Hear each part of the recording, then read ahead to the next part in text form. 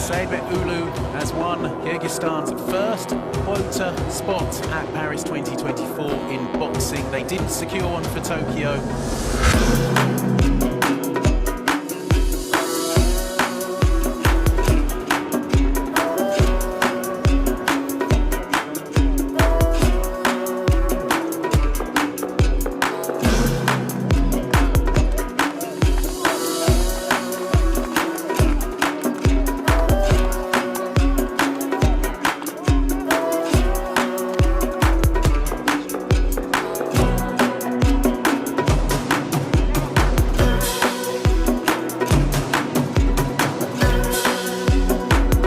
айланасынан талай чоң ийгиликтерге жетип Олимпиадада алтын медаль ээси болуп